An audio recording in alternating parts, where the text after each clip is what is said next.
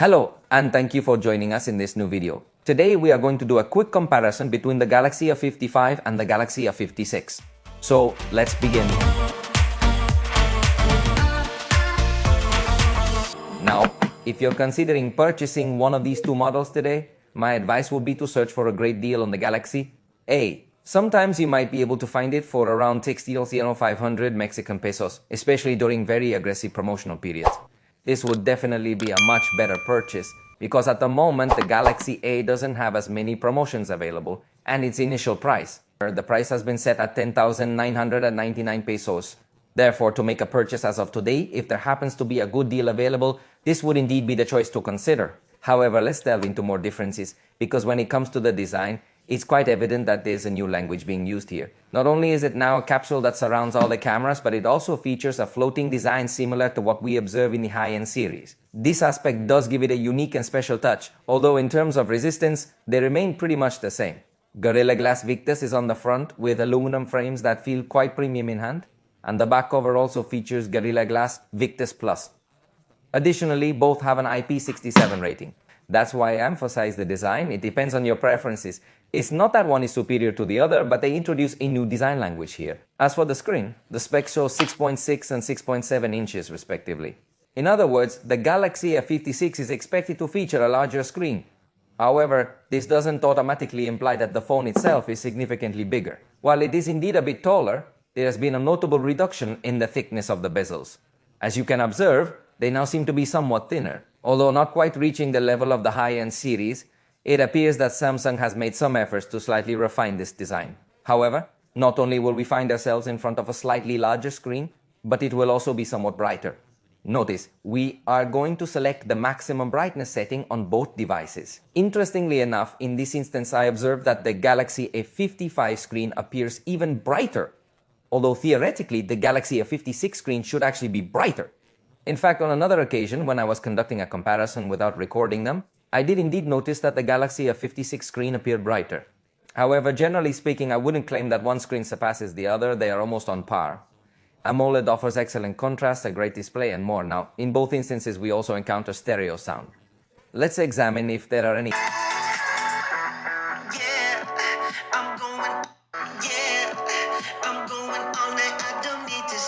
I did notice a difference, and I found that I actually preferred the sound of the Galaxy A55.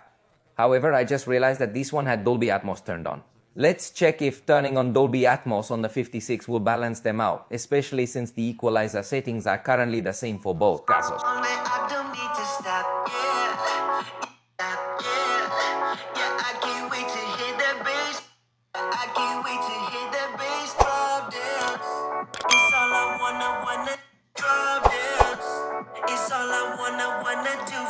Well, the truth is that the sound is quite similar. Personally, it seems to me that the treble is sharper and brighter in the Galaxy A55. Although, to be honest, it's a subtle difference, but I personally can detect that it might be a slightly different speaker. Perhaps they switched the speaker supplier or something like that, I'm not entirely sure. Overall, the sound is quite similar, but I would personally prefer the sound of the Galaxy A56. Now, the front camera has been reduced from 32 megapixels to 12. At first glance, it seems like there's been a setback, but generally when the resolution is reduced, the sensor gains pixel size, which leads to better light input.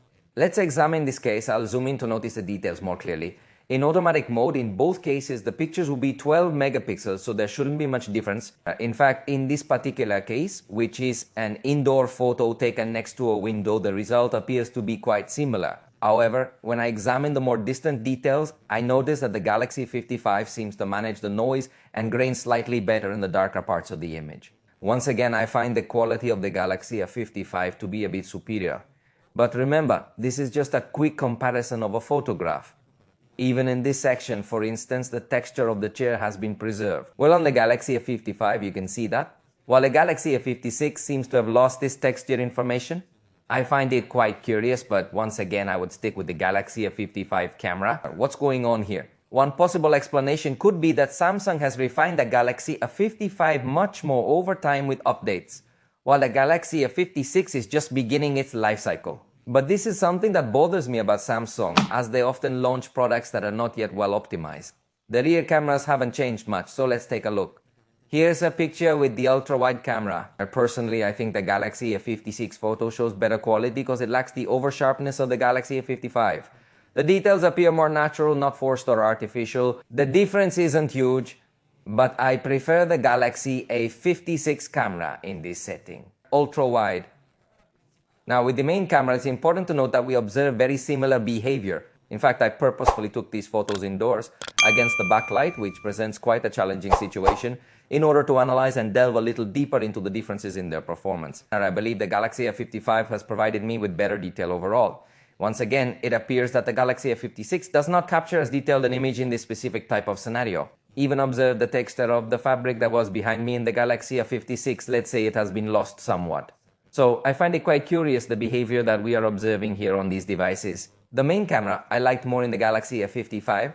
Details are better noticed without reaching the over-sharpness that was seen in the ultra-wide camera. In the Galaxy A56, it seems that they have preferred to completely cancel the over-sharpness to give perhaps a bit more natural results.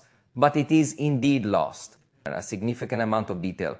With the 2x zoom, notice that in both instances we observe good quality, but once again it's the same behavior. This means that in Galaxy A55, we notice a more detailed and sharper image, while in Galaxy A56, much of that detail seems lost.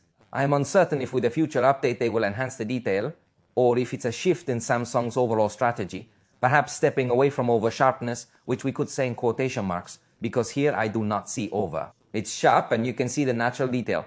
Perhaps they've chosen not to modify the image as much, or I'm not sure, but you notice less detail in the Galaxy A56. Now, observe this, it would be the maximum image zoom available, 10x in both situations, and in neither instance is it a spectacular photograph.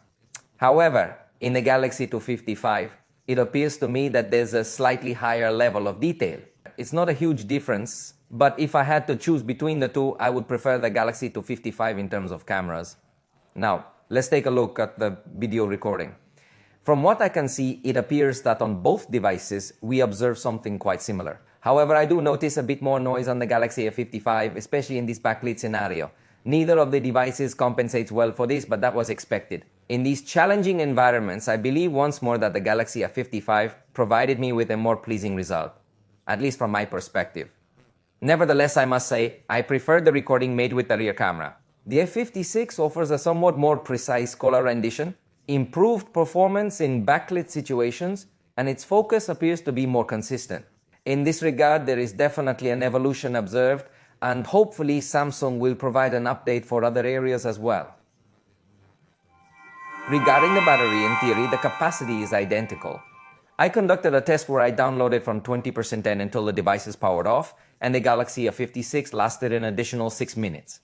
Doing the math, we could then conclude that the Galaxy A56 could offer you an additional 30 minutes of battery life. However, keep in mind that this is just a benchmark test, and the actual battery life will vary significantly depending on the type of user you are. At first glance, it appears that the Galaxy A55 might have superior battery optimization. This could be due to a more efficient processor. Where you will notice a significant difference is in the charging power.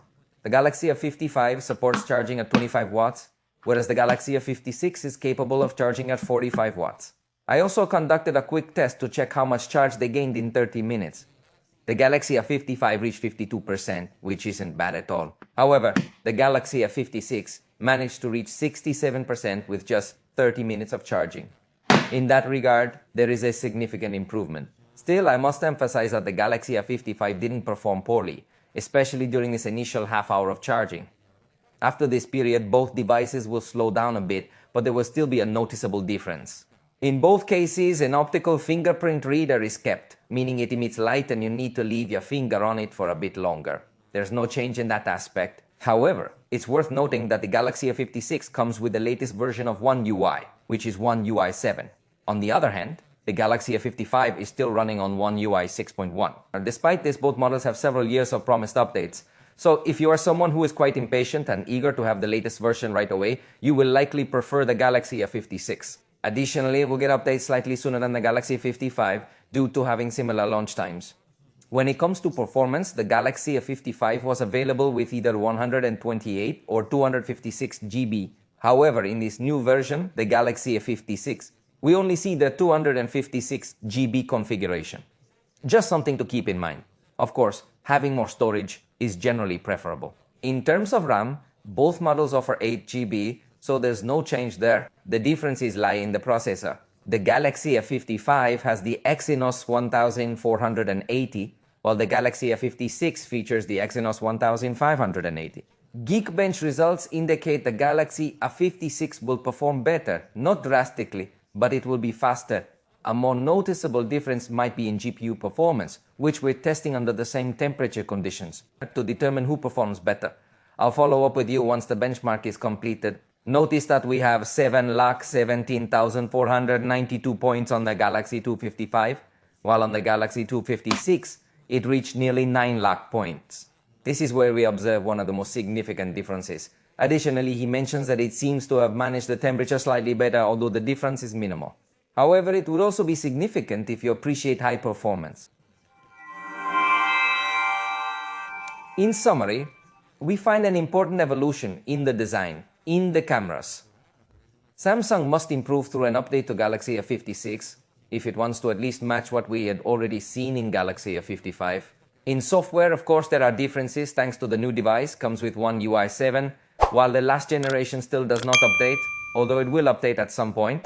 But we do not know if it will retain other features. Actually, I completely forgotten to mention that in the Galaxy A56, artificial intelligence is integrated directly into the gallery. In the Galaxy A, to access this, you need to enter the editor and then choose the object eraser feature, which it also has. Let's check which one performs better in both scenarios. I'll quickly make a selection like this to see if they can recognize it. It seems that the Galaxy A55 did it correctly. Let's take a look at the Galaxy A56 and see if the same situation occurs. And indeed, both showed good recognition capabilities. Now, let's need to check if one outperforms the other.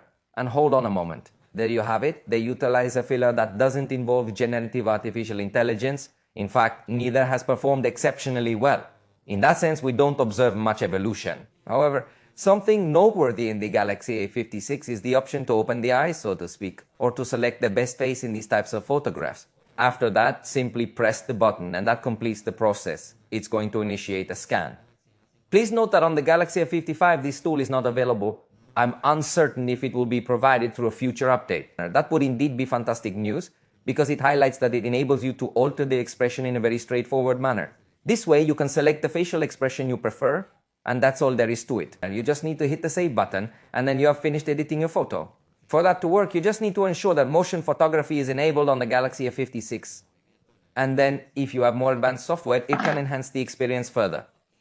Continuing with the summary, we notice an improvement in performance. Please let me know your thoughts in the comments below. If you already own the Galaxy A55, share whether you think it's worthwhile to upgrade to the Galaxy A56. In my opinion, you might find it perfectly fine to keep your current device. Alternatively, let me know if you recently purchased one of these two devices. What do you think of this comparison? We've reached the end of the video. If you liked it, let us know. See you next time.